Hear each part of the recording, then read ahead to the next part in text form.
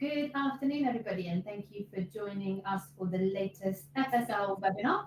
I am joined by a full team today. I've got Mina, Barsha, and Alex all joining and all presenting today to look at looking at income reporting more broadly and navigating its tax implications and how CGIX can help you guys do that. So without further ado, we've got quite a packed webinar, so let me hand over to Mina, who's going to kick us off. Thanks, Julia. So today, welcome afternoon, everyone. Thank you for attending. In today's session, we'll be covering different types of income reporting challenges and considerations and the various types of income taxes and specific reporting hurdles they present. We'll then be going on to looking at reconciling platforms and tax vouchers and taking a look at some of the discrepancies that can arise between platform data and tax documentation and how to manage them effectively. We'll be taking a quick look at withholding taxes and the income reporting and what to watch out for those, highlighting some of the common pitfalls and compliance issues that they possess and create as well. We'll be then rounding off with a quick session on accrued income reporting, understanding the timings and treatments of income and how that works. And then finally, we'll be wrapping up the session on showing you how all of this information is represented in CGIX through the CGIX CTCs. So quite big packed agenda. So without further ado, let's start taking a look at some of the different income types and the challenges that we face of them. So if we take a look at some of the look at the different income types we deal with in the UK, some of them create quite a lot of challenges for us in operations, just due to the dear nature of them. If we start off with dividends, we won't go into the details of what are dividends, but just a high-level overview. These are taxed, as you all know, can be taxed at basic, higher, or additional rates depending on the individual's total income. So it's essential that we get these classed correctly and make sure that they are correct, especially when clients are trying to make the maximum amount of their £1,000 dividend allowances. What we don't want to get to a situation is where we've classified something incorrectly and then it causes a person to either go over their allowances or potentially not capture that dividend at all as well. We then have interest income, which is taxed as saving income, which is, as we all know, this is where the personal saving allowance can come into effect. And £1,000 of the basic taxpayer's allowance and £500 for higher rate allowances, and none for obviously additional tax rates. Again, accurate classification becomes a key element here as well in ensuring clients don't miss out on allowances they're entitled to. Finally, we have our favourite and hot topic always is excess reportable income, and it causes a lot of confusion in the industry. Yes, it's still not being consistently reported on a number of CTCs, and it isn't captured correctly either. It's important to note that it is a notional income from offshore holding reporting funds, and it does have a CGT implication in the fact that it does need to be uplifted. Even if the income hasn't been physically received, it still needs to go on the client CTC reports, so that they can report it. And by not representing this information, it means that a lot of clients are caught off guard. So it is something that needs to be flagged up quite early in the process when clients are looking at CTCs, and it's good to highlight to them to say whether the tax vouchers that you're providing to them does contain this information or does not contain this information. So it's radically important to make sure that clients are aware, but not just clients are aware, but also front office as well, because they get caught quite quickly in the trap of not knowing whether a fund is an offshore fund and does have a principle of excess reportable income applied to it as well. So it's important that both sides of the business, not just tax operations, but front office, are well aware of it as well, because at the end of the day, they're the people that are communicating direct to the clients. So they need to be well aware whether the CTC vouchers contains this information or not. And with that effect, same with dividends and in interest. If there's missing dividends or missing interest payments that haven't been caught or are changing statuses, always make sure front offices are well aware of those changes that are going through. So the other type of biggest risks we face in not only just in back office operations, but as front office or tax advisory is the risk of funds being misclassified, where income is incorrectly labelled, like I said, as interest or dividend. And like I mentioned earlier, this can happen with fund distributions and even with certain types of property income. And the result being that it leads to inaccurate reporting. And it's not just inaccurate reporting by the individual clients. It can also lead to them causing underpayments or overpayments of tax. But also all of this information, one key thing to remember, it does get reported to HMRC in some form or other. So it's either going through the firm's financial institutions, through BBSI, OI or CRS. So any distributions that are incorrectly classified obviously gets caught quite drastically across all of those returns as well, not just by the client. And it leads to unnecessary inquiries coming in, because a firm could have sent a payment as, for example, interest, but the client on the CTC saw it as dividends as well, and therefore it caused a misalignment straight away. And the reasons that we get a lot of this misinterpretation or, things being classified incorrectly is just because fund data has been read incorrectly or misinterpreted. And it could be because the language isn't always consistent, it's quite vague, and it can be quite over generic. So it's always worth just double checking that, if something doesn't seem right, double check it, because most likely there is something there that's a nuance that's going to cause it to trip or fall into an area where it can be quite quickly misclassified. The other one is platform reporting errors, where default labels have been set up because, judging by the security type, or it could be an equity, and we automatically assume that equities are to be treated as dividends. Original headers are generally sometimes set up as default, and sometimes they're not reviewed and gone back and checked to see, is it actually correct? And then payments start coming in and nobody checks the overall header, and therefore they get shown as dividend instead of being treated as interest payment. So it's always good to do an evaluation of the headers that have been set up for a number of these payments to ensure that, they are being reflected correctly, especially when new stocks are coming on board, or when new payments are coming on board, just to make sure that they get treated correctly on not just the CTC, but even on the platform when the data is being reflected. And the final one to watch out for is the lack of clarity around fund structures, particularly around offshore funds and accumulation shares. Like I mentioned, ERI is a common culprit here. So it's worth just double checking that, are these funds offshore funds or reporting funds or non-reporting funds, and referencing them back to the HMRC list as well. Excuse me.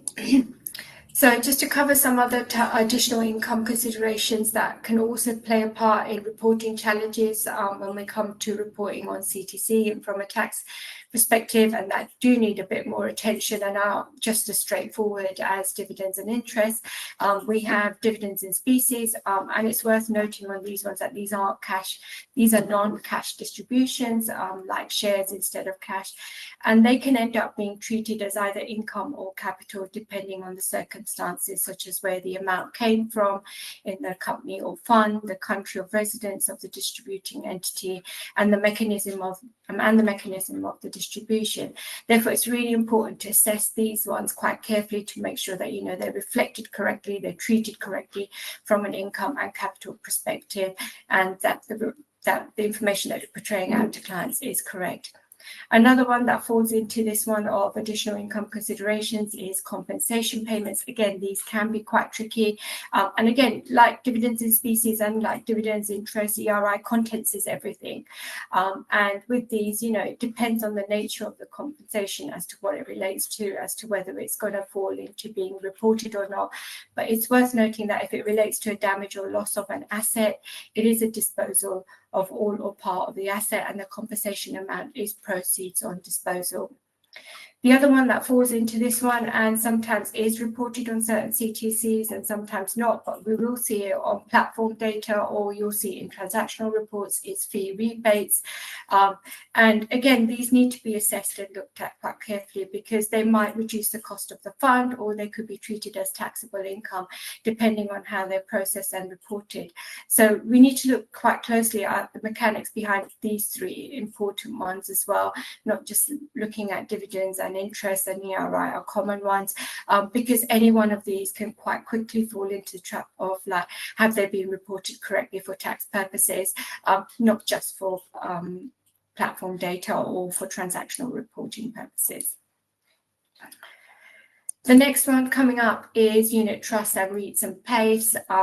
And as we're aware, with unit trusts, we have two types. We have income units, they pay out distributions, and those must be reported as income. Now, they're quite easy to see, and because there's money actually involved. So it's, clients can see that income in their bank accounts or in their transactional statements, and it matches up quite nicely to the CTCs. But accumulation units, they don't pay out cash, so sometimes clients aren't aware because the income is being reinvested back into the units again, and they don't receive that physical payment, but they can't just dismiss it as, I didn't receive physical payment, so I don't report it. It's still a reportable item and still must be declared on tax returns. And they also have a concept with accumulation units where you do need to uplift your costs. So, and that's purely to prevent double taxation. So again, it's vitally important that these are correctly applied, and to make sure that accumulation units are being uplifted and the book cost is being uplifted, because there is a CGT implication on the other side of it as well. Then we have REITs and PAYs, which can distribute income in two ways, as we know. PIDs, or property income distribution, is taxed as UK property income and is subject to 20% withholding taxes. However, if the recipient is a corporate investor, then the withholding tax doesn't apply. Non-PID income is treated as a dividend and is taxed under the dividend rules. But again, they can come in three different flavors, and they can be split accordingly again. So again, it's crucial to understand the structure of the fund and the nature of these payments, and to ensure that we're applying the correct treatment according to whether they're unit trusts of income units, accumulation units, or PIDs or non-PIDs. So just to summarize, and to give you an overall flavour, accurate classification of all income types and understanding how they're structured, and taking into account special cases like in-specie dividends or compensation payments, and fee rebates, all need to be factored in order to make sure that correct tax reporting goes out. So it's essential that from a tax operation perspective, we don't just focus on the ones that we commonly look at, such as dividends, interest, unit trusts, REITs and PAYs, but we also give those additional ones a closer attention and to detail as well, such as dividends, in species, compensation payments and fees as well, because misclassification can lead to incorrect uses of allowances. It can be confusing for the client, and it can also be confusing for front office as well. So just having clear messaging and clear clarification on each one of those makes a big impact as well to all of those. As part of all of this, we've looked at UK, but the biggest culprit that does have a lot of challenges and does cause a lot of confusion is US reclassification. It's one area that can cause confusion when it comes to reporting on platforms and what does or does not go onto CTCs. And a lot of it is because US funds are generally quite challenging in the sense that they have a habit of dividends being reclassified as interest after the year end. And by then, sometimes it can be a bit too late because tax packs have already gone out to clients. And it means that we have to go back and reallocate the income in our systems and do manual reconciliations and then reissue tax packs, all of which puts extra pressure on not just back office operational teams, but also on front office as well. And also for the client as well, because they then need to get redistributed another report. The risk here is that a lot of the time we might be in back office operations fast enough to change the reclassification, because obviously we need to get a tax report out, but it could cause a misalignment on the actual client portal or platforms, because those systems might take a little bit longer to update if they're not being updated at the same time. So if a client's logging on and having a look at the platform, they might not necessarily see the reclassification gone through, and therefore might not be aware of it. And then when they look at their CTCs, they see that they've received a new CTC because of a reclassification, causing confusion straight away. So that's one thing to watch out for, is that if you're making C2C changes, try and keep the process streamlined as well, and make the changes so that the platform is updated at the same time as well, so that clients, when they're looking at their transactional reports on the platform or in their client portal area, it does reflect the changes that have been made and are about to receive the C2C information for as well. Looking at it from the other perspective, from the advisors and clients' point of view, these reclassifications can really disrupt tax planning, especially for clients that are relying on stable income classifications to make maximum use of their allowances and manage their tax exposure. If income that's generally reported as dividend is later reclassified as interest, it can invalidate quite quickly any previous planning that's been used to say use up the saving allowances, and can push clients up into higher tax bands. So it's important that, you know, front office are aware of which funds are deemed or quite commonly known to reclassify themselves, because what it allows them to do is it allows them to build flexibility into their planning and make sure that, you know, clients are aware, or when they're picking these funds or making clients pick these funds to invest in, that they're aware that, you know, these dividends can, or payments can change statuses throughout the year. So there's quite a close collaboration work that can go on with operations and advisors working closer together. Now, it's not easy to know these, so it could be that there's a way of marking them in the system to say, you know, watch out, these funds can be reclassified or are notoriously known for reclassification. So please bear that in mind when you're doing your tax planning advising as well, so that, you know, they can manage the client's expectation on that side. So that gives you a quite quick overview of some of the challenges faced by income reporting and US classifications, and how, you know, they can impact not just operationals, but, you know, working closely with front office, you can make it quite seamless to the end client as well. Moving over to reconciling platform and tax vouchers, one of the most common questions that a lot of that tax office operations will get is, why doesn't the income show on the platform, or why doesn't it match what's on this consolidated tax certificate or C2C? And the short answer is, it's usually not an error. It's not because somebody's made a mistake. It's purely because there's differences due to timings, reclassifications, or reporting delays, everything we've just spoken about. So, for example, a dividend might be paid in one tax year, but only posted to the platform in the next cycle. But for tax reporting perspective, it will show up on the CTCs, but might not necessarily show up on the platform straight away. Some funds, like accumulation units and offshore funds that we've discussed, accrue income internally, but don't necessarily, sometimes platforms don't necessarily reflect this, and it could take some time for it to get reflected on the platform, yet CTCs will pick it up straight away. And then obviously, like I mentioned, the reclassification, you know, platforms don't necessarily update all the reclassifications in time.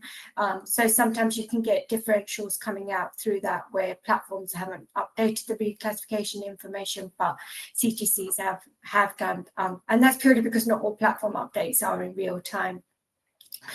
Fund management adjustments don't always come in on time, so, you know, you could get those breakdowns coming in a lot more later by the time you've reported it. So those changes will obviously get fed into C2Cs as a priority, because obviously they're going out for tax reporting. But again, it might just take a little bit of time going through and getting adjusted onto the platform.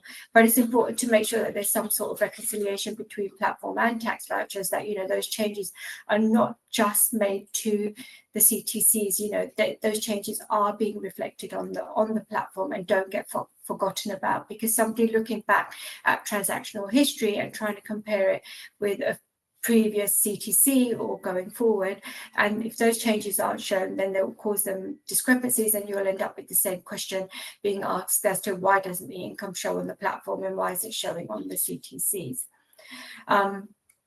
So that's just to give you an overview that, you know, reconciling the CTCs is important, but reconciling back to the platform is just as equally important as well, and to have those checks and balances in place as well.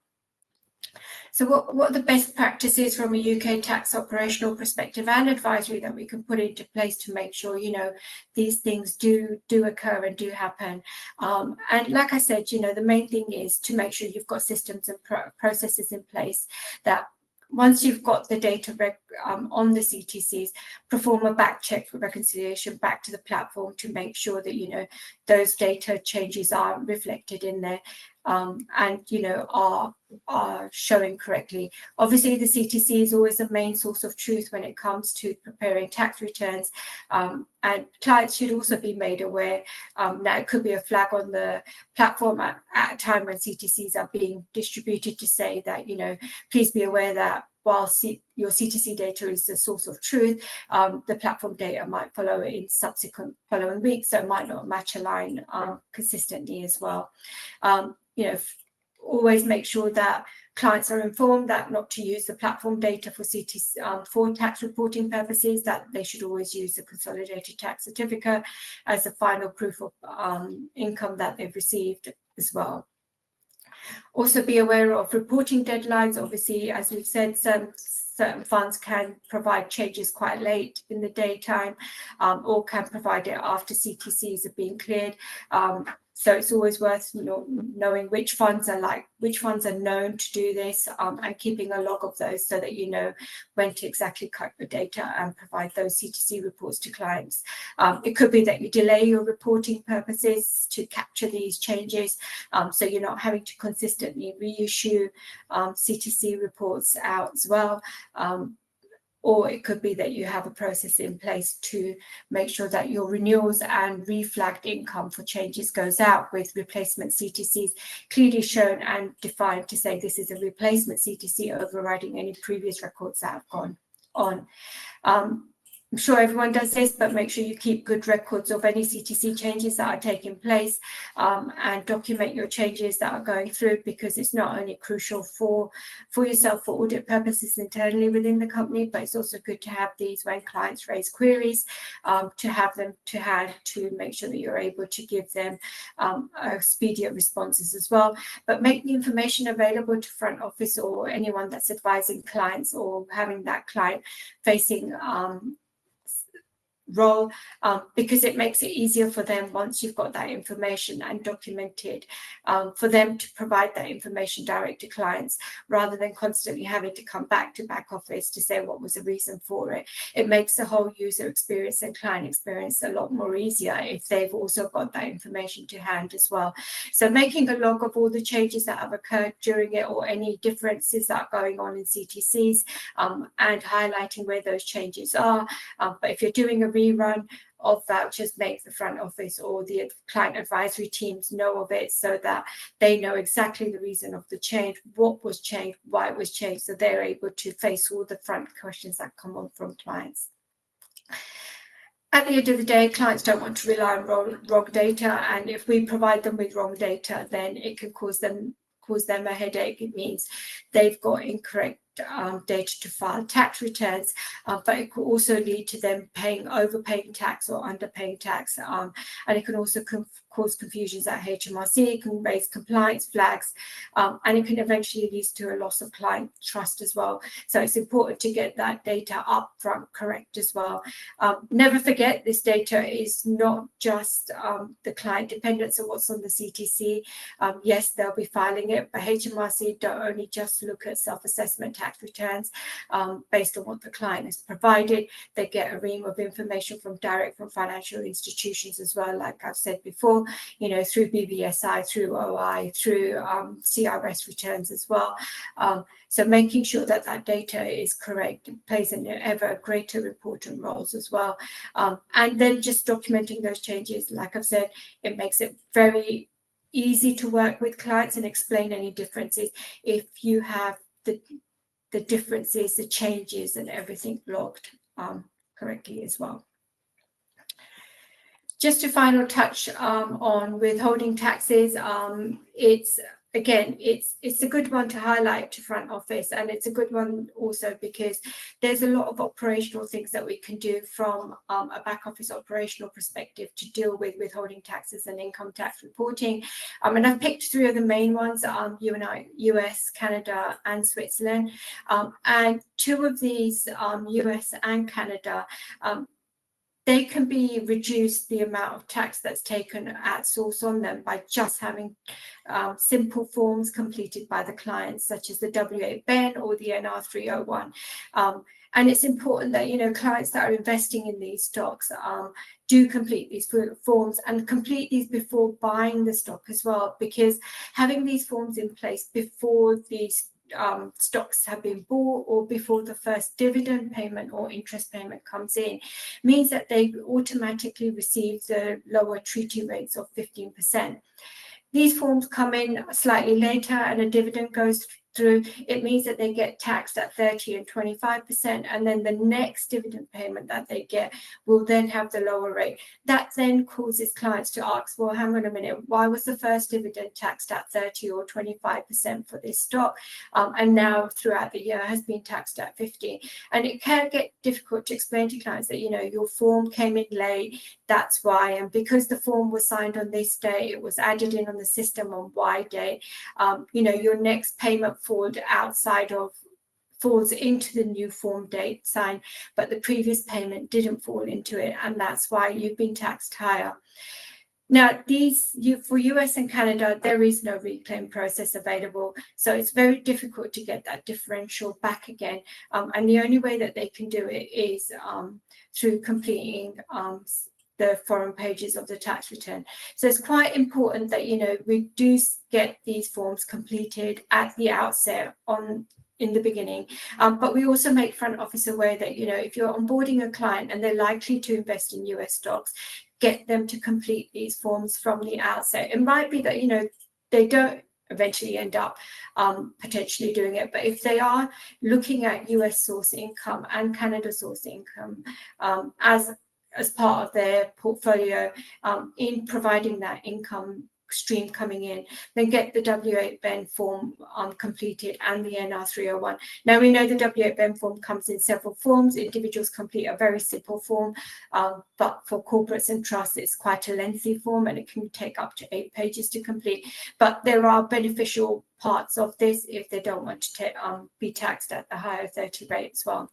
Switzerland's slightly different in the sense that, yes, it's 35% outright tax that has been taxed at source, and there is no form, unfortunately.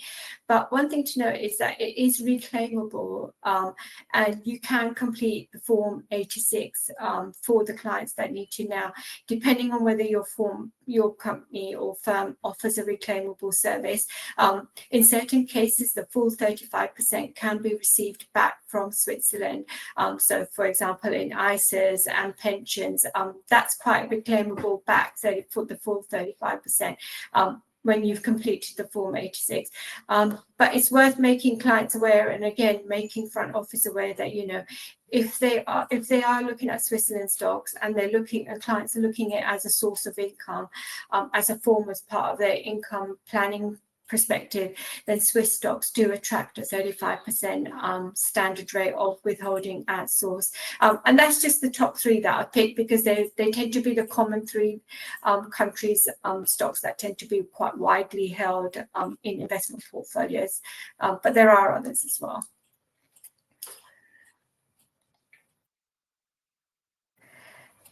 So just to wrap this section up, again, a lot of this with withholding taxes, I think the key message here has to be that, you know, one, educate the clients early, let them know that, you know, US stocks, Canadian stocks and Switzerland stocks do attract these treaty rates.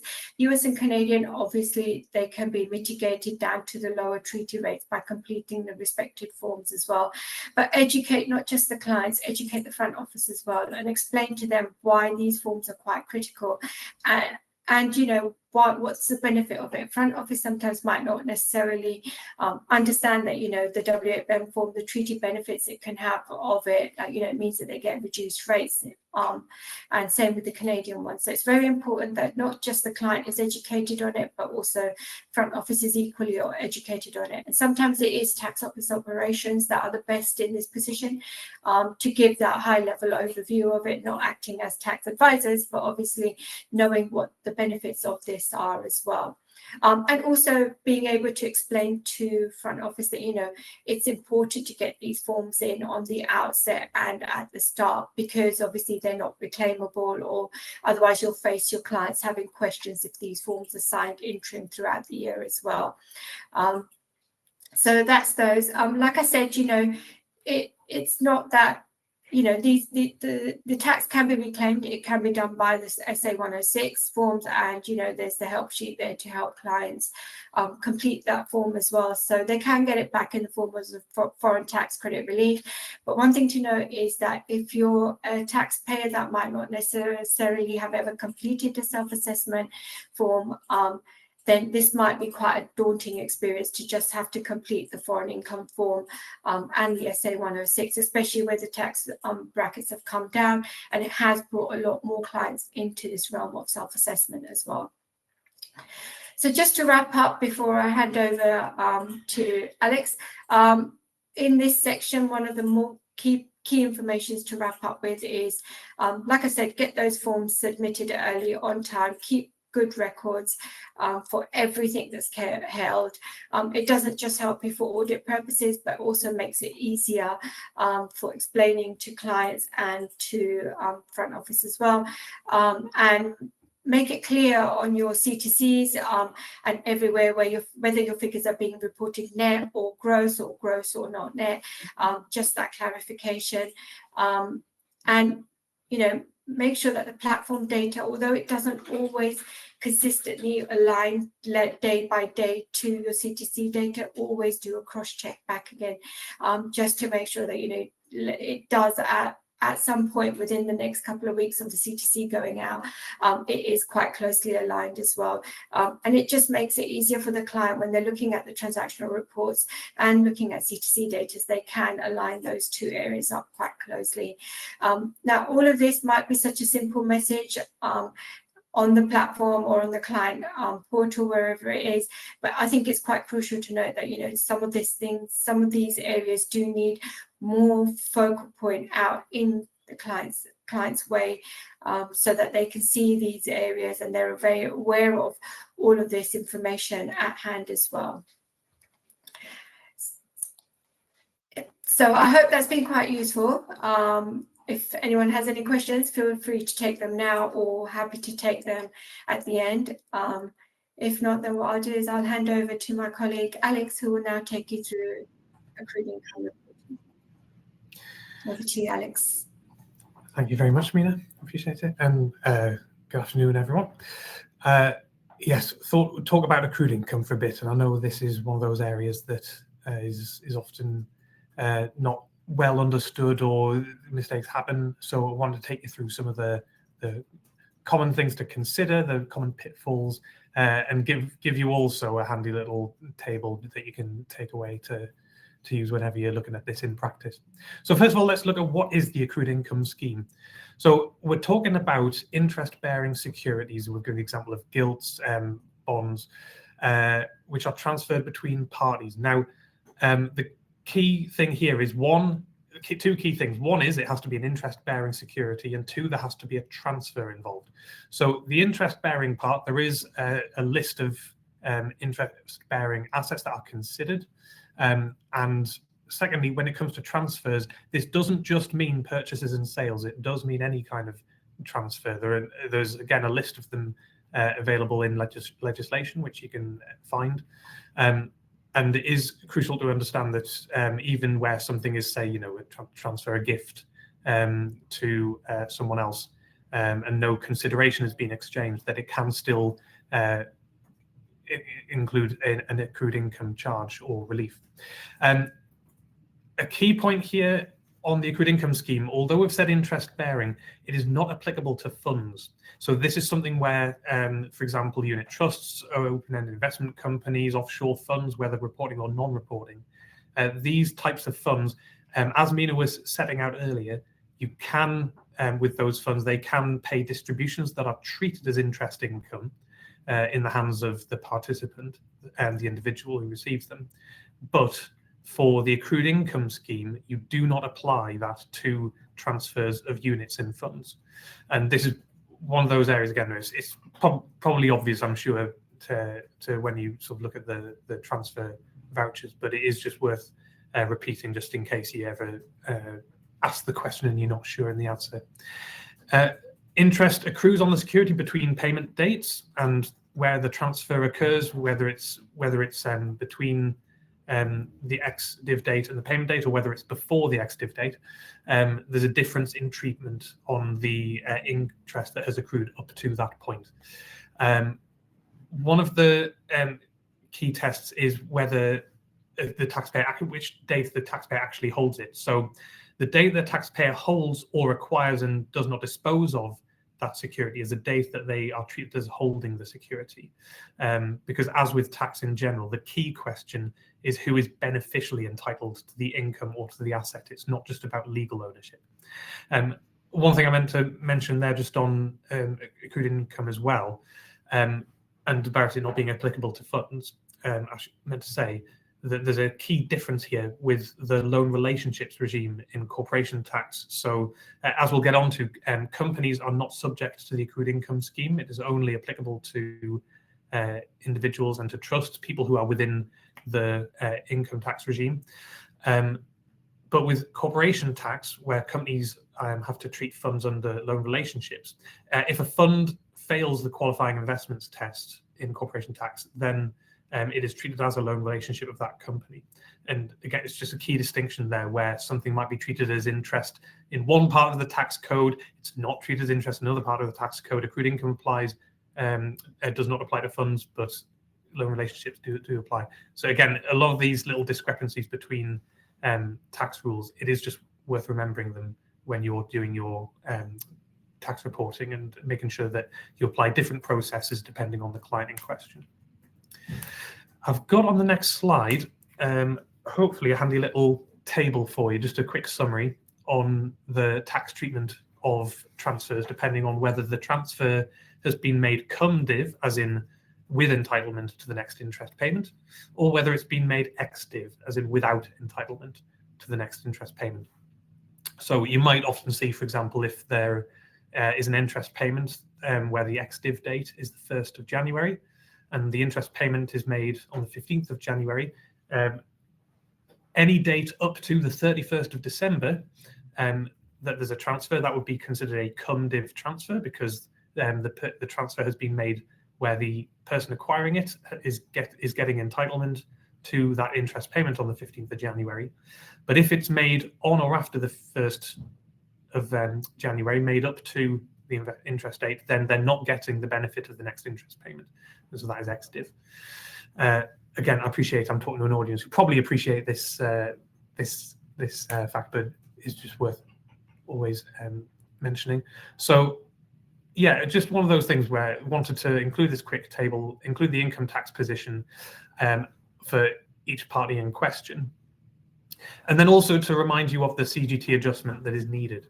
So to take you through on the cum div side, where there is a profit that has been made on an income tax. So the income tax is a positive amount that has to be paid tax on.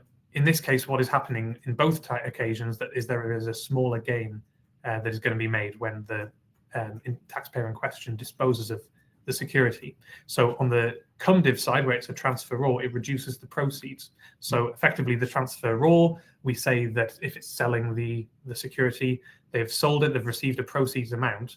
That proceeds amount is a larger figure because the person buying it off them has paid more to acquire the security and get that entitlement to the next interest payment, which is going to be imminent. So what you do as an adjustment is you reduce that proceeds figure, and instead you charge that accrued interest amount as an accrued income profit. Again, you can sort of see through the table. I won't sort of talk you through the whole thing, but you can see the adjustments that are needed for each bit. There's a few key considerations on accrued income I want to mention. So on the reporting side and the tax side, the additional information pages, the SA 101, are the parts where you enter accrued income profits. It's also where you note accrued income losses, but strictly speaking, there isn't actually a negative figure that you would add on the tax return. What instead would happen is you adjust box 3 of the tax return on the accrued income pages. Of course, you can find the information for this on the help sheet that HMRC puts out. But this is just, again, just to let you know of what the taxpayer themselves has to consider. Strictly speaking, when it comes to transfers of accrued income securities, what should happen is the taxpayer should be pooling all the accrued income amounts that relate to transfers of the same security in the same period. They would net them all off and come up with a total accrued income profit or accrued income loss that applies to that particular period, and then they would decide what to do with it on the tax return. We always say that the consolidated tax certificate and what you do in your tax reporting should not do this. It should set out each amount separately because it is up to the taxpayer to do this. It's also we want to make clear that the scheme, of course, does not apply in a few scenarios. There are exemptions. So if the total nominal value of securities held by the taxpayer is £5,000 or less, then they do not apply the accrued income scheme. For securities that are denominated in foreign currency, you apply that test on each day of holding. And of course, the £5,000 test is a daily test. So if at any time in the tax year or the previous tax year, the taxpayer's nominal holding is above £5,000, then that means they have to apply accrued income for the whole of that tax year for all transfers. There's also an exemption, of course, for if securities are held in a tax-exempt wrapper, such as an ISA. I'm sure you'll appreciate that. Deeply discounted securities and zero coupon bonds are specifically not included in the accrued income scheme. It is very common in practice to see, for example, US Treasury bills transferred with an accrued income amount that is sort of designated in the transaction line that you might get on a platform, for example. And one of the adjustments that you need to remember to do is to take off that accrued income and put it back into either the proceeds figure or the cost figure, whatever it might be. And another exemption applies if the securities are transferred under stock lending arrangements.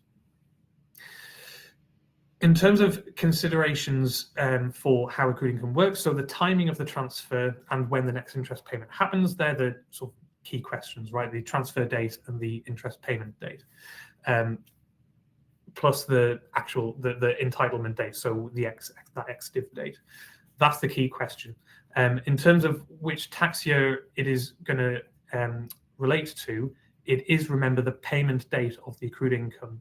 It's of that sort of next interest payment. So if you do make a transfer in one tax year, but the next interest payment of that security is in the following tax year, then the accrued income is therefore payable or relievable in that next tax year. It's not the tax year necessarily that the transfer takes place in. Of course, contract notes, where it's happened on a broker, that should typically show the clean price and accrued income separately, so you should be able to do the adjustment in that way.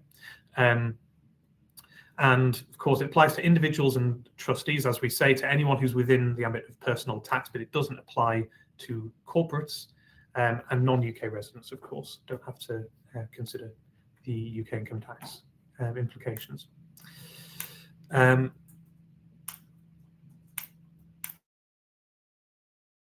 Talk about in relation to accrued income, I'm sneaking in, and it wasn't in the agenda, but we'll sneak in a little bit here as well on something else that's really important to consider with income reporting, which is third-party data. So you may well be aware that in July, the government published some draft legislation about better use of new and improved third-party data. This is the first phase of a project that's been going on for quite a few years now. A lot of it was kicked off pre-pandemic, but the Office of Tax Simplification released a report in 2021, which gave a number of recommendations to HMRC on how to improve, how to make better use of third-party data. And this is the first phase of HMRC beginning to look at this. So this is about this draft legislation that's been published in July and that is in the finance bill is in Parliament. This is on BBSI and OI reporting. So obviously these are already existing regimes for financial data reporting. Currently they're governed by Schedule 23 of the Finance Act 2011, plus an accompanying statutory instrument. What the current regime says is that HMRC is required to issue a data notice to what's called a relevant data holder. So it is on HMRC to tell the data holder that they must report. The draft legislation now that's going through Parliament is to introduce an obligation on the data holder themselves, in effect, to self-report. They must tell HMRC that they handle this data and that they need to submit a BBSI or OI report. The obligation is also recurring. HMRC is required to specify the format of the data and how often it should be reported, but it is for the organisation to self-report that they must do that reporting.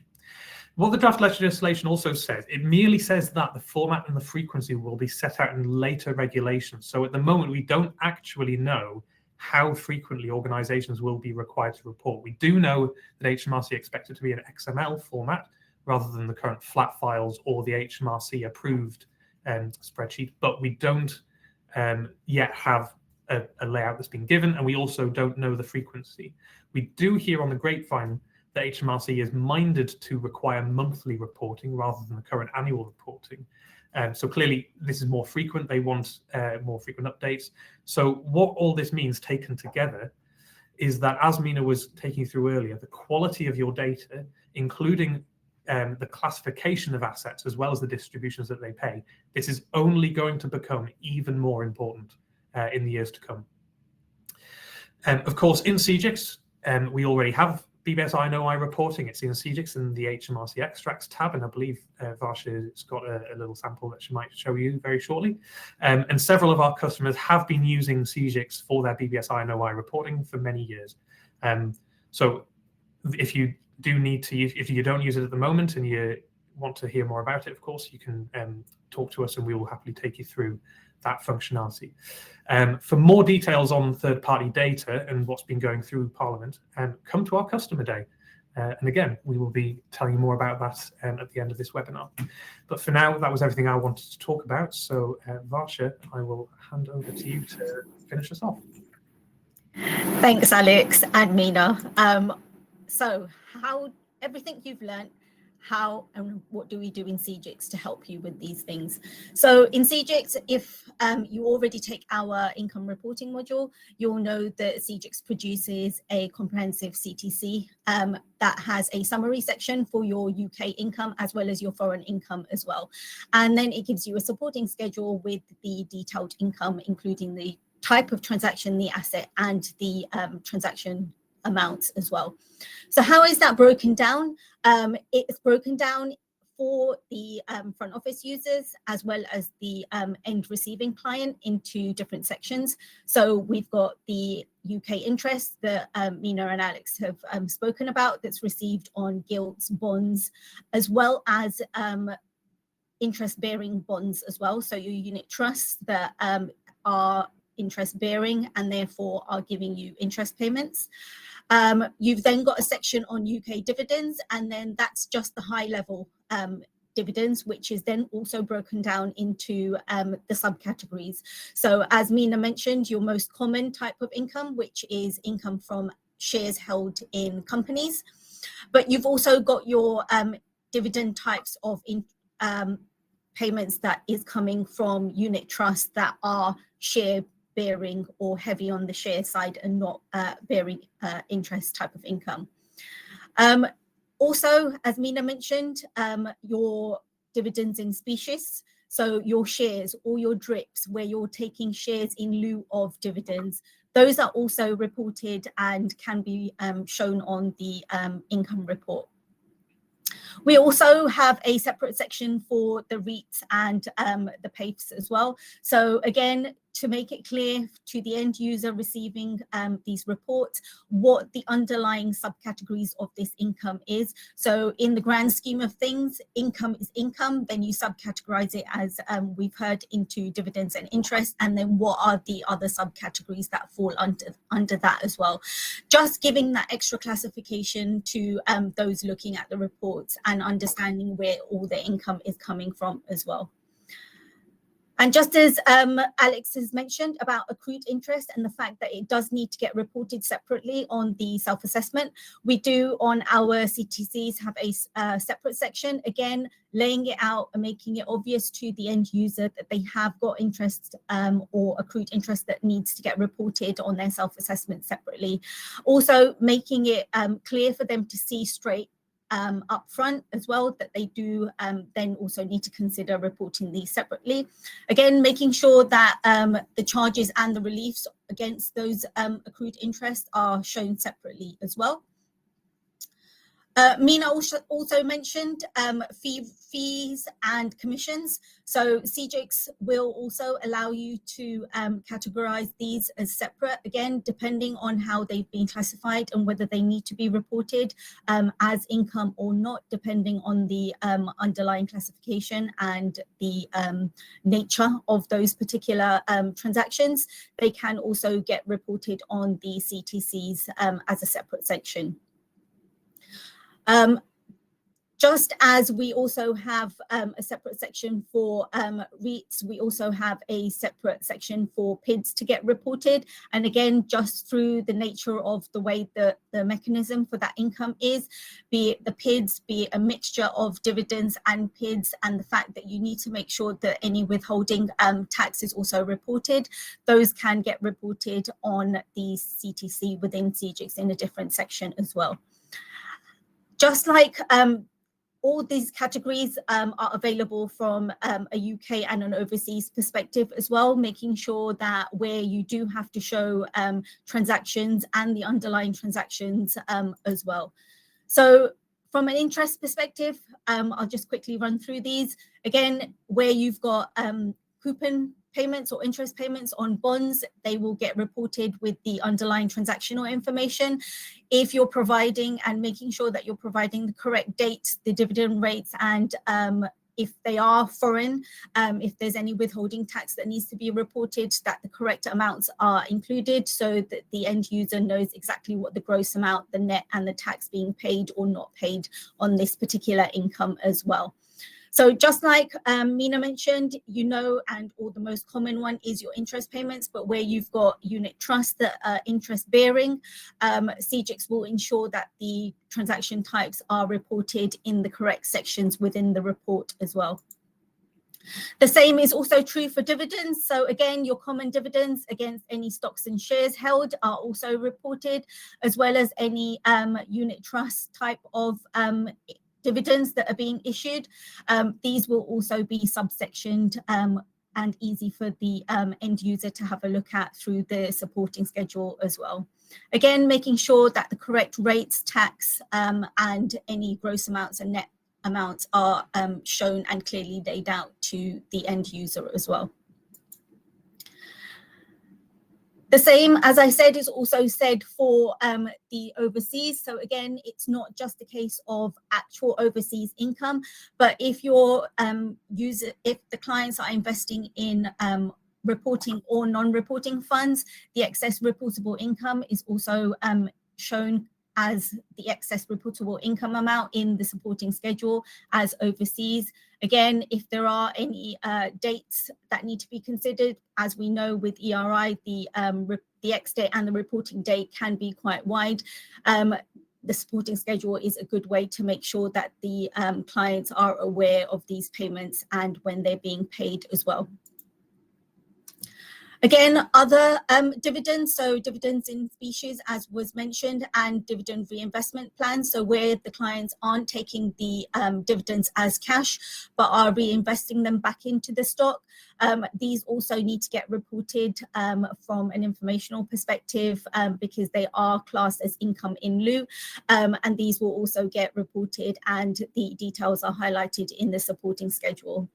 And as I mentioned, the commissions and fee rebates, we do have a section that you can add to the report if you wanted to report these on the CTCs for the clients to have a look at. We do have a number of settings within the system and within CGIX that allows you to change the names, and we do have options available as well.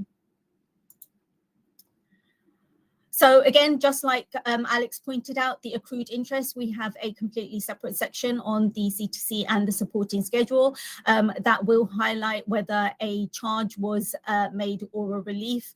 And again, it shouldn't just be for purchases and sales, as Alex mentioned, but any type of transfer, be it a gift or anything of that nature as well. So making sure that there is full clarity on these underlying income sources as well. And as I mentioned, with the PIDs, again, it's a separate section. So with this, again, clearly highlighting to the end user that it is a different type of distribution, and making sure that wherever the gross amounts, any tax that's been withheld, and therefore the net amounts are clearly laid out for them to see. So when it does come to reporting on their self-assessments, they know exactly what values they need to consider. And as Alex mentioned, we also offer the HMRC extract functionality within CGIX, and I know that a number of you already use this. But again, for those who don't and would like more information, please reach out and we'll be happy to do a demo for you. But as reporting income becomes increasingly more scrutinated, as Alex has pointed out, these types of reports become crucial, as you can see. And I know we're getting close to 1 o'clock, so I will hand over. I think that's the end of, there we go. Yep. Thank you. And I think we might, sorry. Oh, that's all right. I was going to say thank you all, guys. I appreciate you walking us through what we preempted was a lot of information today. I know we already have one question in the questions tab. If anybody else on the call has got more, please feel free to post it either in the chat or the question functionality down in your bottom right-hand corner. The question that we have is, how is the accuracy of fund income classification, coupon versus dividend, ensured? And is the asset allocation reviewed periodically to reflect changes in the percentage of fixed income versus equities? I'm going to throw that Alex's way. Thank you, Julie. So of course, in a broad sense, so the accuracy does need to be checked by checking the asset allocation periodically. So strictly the in an accounting period, it has to, the asset allocation needs to be checked throughout, and you need to make sure that the what we call the qualifying investments test is met or failed as appropriate throughout that period. In terms of how when you look at your data, you need to make sure that you're checking the asset allocation. And those of you who use, I think, Raw Knowledge's data, our sister company, and get your data from them, we know that they obviously do that periodic checking as well themselves, to make sure that the asset allocation does reflect, especially if it is that sort of careful 60% either or line. In most cases, a fund will tend to be set up as very, very clearly either invested in stocks or invested in interest-bearing assets. But of course, where those securities do ride the line, but at that 60% threshold, we know that they do carefully check the asset allocation periodically. Now, there are no more questions here, but I'll give you guys a couple more minutes and just quickly go through a few upcoming events that we have, both for FSL, but also at the group level. In a couple of weeks' time, on the 7th of October, we have Kate Adey joining us for our networking breakfast at the RAF Club. And let's not forget, we have our very own customer day on the 12th of November. You should all have received an invite for this, and if you haven't had a chance to RSVP yet, please do let us know if you'll be able to join us. Now,